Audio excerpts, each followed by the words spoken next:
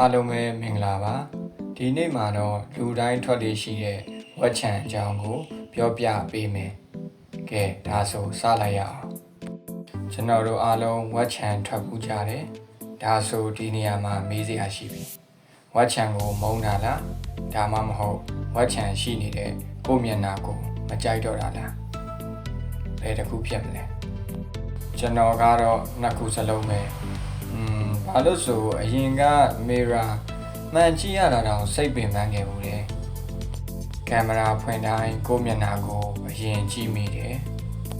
ဖိုတိုရရင်လည်းအန်ဂယ်ရွေးဖီတာရွေးနဲ့ပုံထွက်လာတော့လေကိုယ့်မျက်နှာကိုကြည့်ရမှာတော့အဝင်မရဲဖြစ်နေခဲ့တဲ့အချိန်တွေရှိဘူးလေဒါကြောင့်ဝက်ချံပျောက်ချင်လွန်ပြီး product အသစ်တွေအမြဲလိုက်ဆန်းတယ်ဒီစီရန်ဒီကလင်ဆာဒီထရန့် product ဒါတွေတခုမှမရရင်ကိုအပြစ်တင်ပြီးတော့တာပဲတဖြည်းဖြည်းနဲ့ဝက်ချံကြောင့်ကိုယုံကြည်ချက်တွေပျောက်ဆုံးလာတယ်ဝက်ချံတွေထွက်နေတဲ့ကိုယ့်မျက်နှာကိုလူတွေ notice သတိပြုမိသွားရင်မကြိုက်ပဲနေတော့မှာပဲဆိုတဲ့အရာတွေကအမြဲတွေးနေမိတယ်ခုတော့သဘောပေါက်သွားပြီကျွန်တော်လိုချင်တာက perfect skin မဟုတ်ဘူး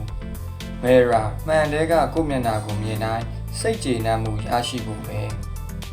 အဲ့ဒါကြောင့်အသားအရေးပေါ် force မလုပ်တော့ဘူး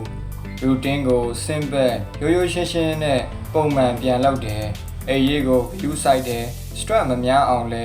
exercise တစ်ခုလုပ်ပြီးထိန်းထားတယ်ဝက်ချံရှိနေလို့ဆိုပြီးကိုမမုန်းလိုက်ပါနဲ့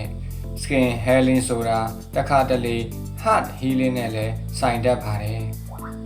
ဒီလောက်ဆိုဝက်ချံကိုမုန်းတာလားဒါမှမဟုတ်ဝက်ချံရှိနေတဲ့ကိုယ့်မျက်နှာကိုမကြိုက်တော့တာလားဆိုတာဖြေနိုင်သွားတော့မယ်လို့ယူဆလိုက်မယ်နော်